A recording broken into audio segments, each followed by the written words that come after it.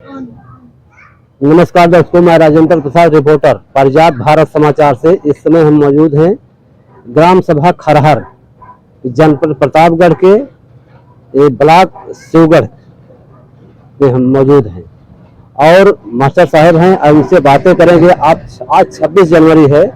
आज ही के दिन हमारे देश का संविधान लागू हुआ था।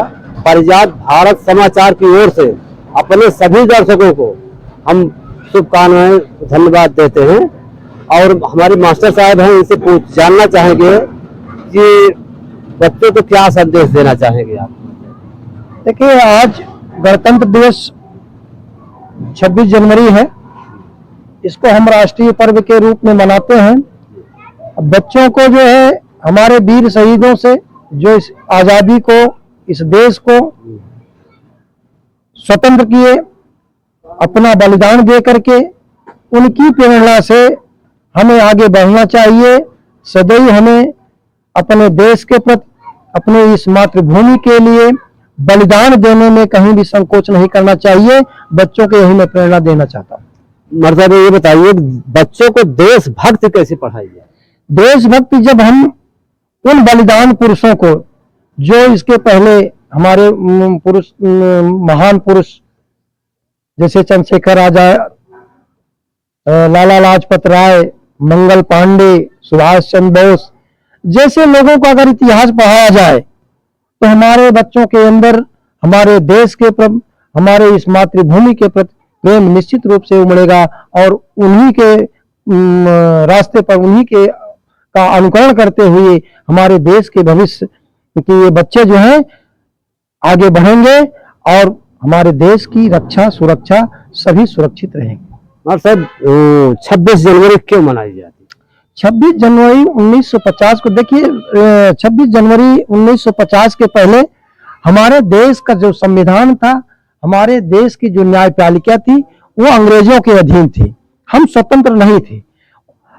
और इसकी संरचना जो है 1930 में ही कर ली गई थी, लेकिन देश गुलाम होने के कारण हम इस अपने न्यायपालिका को लागू नहीं कर पा रहे थे।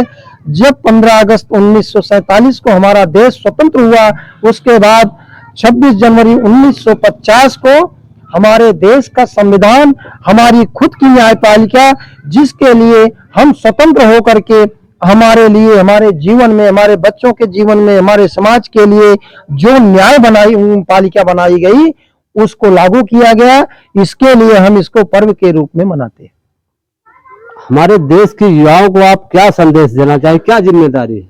हमारे देश के युवा जितने भी हैं, मैं उनको यह कहना चाहता हूं कि जिस प्रकार से निस्वार्थ भाव से इस देश की सेवा करते हुए, इस देश, हमारी मातृभूमि को आजाद कराने के लिए, जैसे हमारे महान पुरुष चंद्रशेखर आजाद, लाला लाजपत राय, सुभाष चंद्र बोस, बिस्मिल खान, ऐसे महान स्वतंत्रता क्रांतिकारी, जो संग्राम सेनानी क्रांतिकारी जो थे, उनसे प्रेरणा लेकर के हमें आगे बढ़ना चाहिए।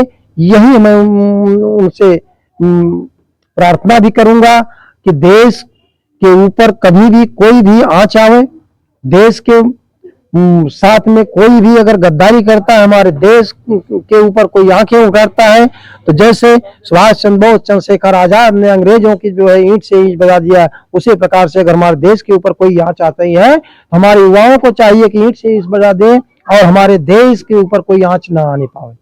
संविधान से हमें क्या अधिकार मिलते हैं? संविधान से हमें जो है हमारी स्वतंत्रता का अधिकार है। हम जो है अपने, हमारे यहाँ रूल रेगुलेशन, हमारे जो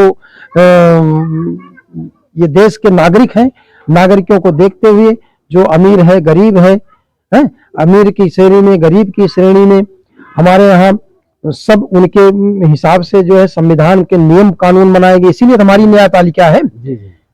1950 में जो न्यायपालिका, इसके पहले हम नहीं कर सकते थे। लेकिन 1950 में जब यह न्यायपालिका, हमारी हिंदुस्तान की न्यायपालिका जब लागू हुई, तो हमारे देश के जितने भी नागरिक हैं, उनके सब के लिए रूल रेगुलेशन और न्यायपालिका का अनुसरण करते हुए हमारा देश का संविधान चल रहा है। तो देश के अच्छे नागरिक बनने के लिए अपने बच्चों को क्या संदेश देना चाहेंगे? देश के अच्छे नागरिक बनने के लिए मैं बच्चों से यही कहना चाहूंगा कि बच्चे हमेशा आपस में भाईचारा बना के रखें, अपने बड़ों का सम्मान करें और इसके साथ में ही जो उनके माँ बाप की शिक्षा होती है, जो गुरुओं की शिक्षा होती है, उसको ग्रहण करें। जो टीचर आपको संदेश देता है, जो पढ़ाता है, उस पर आप लोग गहन अध्ययन कीजिए। गहन अध्ययन करने के बाद घर पर जाकर के एक टाइम टेबल बनाना चाहिए। बच्चों को एक टाइम टेबल बनाना चाहिए कि घर पर अगर हम दिन भर हैं तो दिन भर में हमको 2 घंटा हमको अभ्यास करना है। 2 घंटे अगर अभ्यास करेंगे तो निश्चित रूप से वो प्रोग्रेस करेंगे।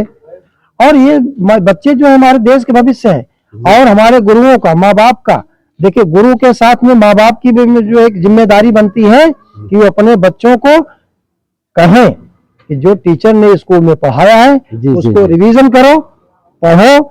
नहीं तो बच्चों को से कॉपी लेकर के देखना चाहिए कि स्कूल में उनको क्या वर्क मिला है, क्या वर्क नहीं मिला है, उनको व्यस्त किया है टीचर की नहीं व्यस्त किया है। ये सब चीज अभिभावकों के ऊपर भी डिपेंड करता है कि टीचर के ऊपर ही 100% डिपेंड होकर के कोई काम नहीं कर सकते हैं। इससे दोनों का पेरेंट्स और टीचर दोनों का जो है एक संवाद होना चाहिए। हफ्ते में, महीने में एक बार संवाद होना चाहिए कि भाई आपका बच्चा क्या कर रहा है। क्योंकि जब अगर अभिभावक आएगा, टीचर से पूछेगा, टीचर बताएगा भाई हम तो यहाँ से देते हैं, आपके यहाँ से ये चीज नहीं आता है, तो दोनों का जब कॉम्बिनेशन हो जाएगा तो बच्चा निश्चित रूप से पढ़ेगा और आगे बढ़ेगा। तो साथियों, मास्टर साहब से मिल करके हमें बहुत खुशी हुई।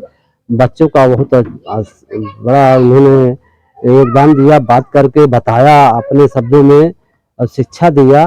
तो मास्टर साहब, अभी हम पूछे नहीं कि आपका मकान कहाँ पर है?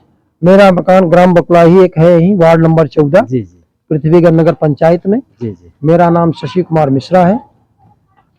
मैं यहाँ पर जो है बच्चों को पढ़ाता हूँ, बच्चों की शिक्षा देता हूँ। इसीलिए आपने जब शिक्षा के बारे में पूछा तो मैंने आपको बताया, शिक्षा में पेरेंट्स और टीचर दोनों का कॉम्बिनेशन होना बहुत जरूरी है। जी जी। तो साथियों, इसी के साथ अपने शब्दों को हम विराम करते हैं और कहना चाहेंगे कि पारिजात भारत समाचार से धन्यवाद।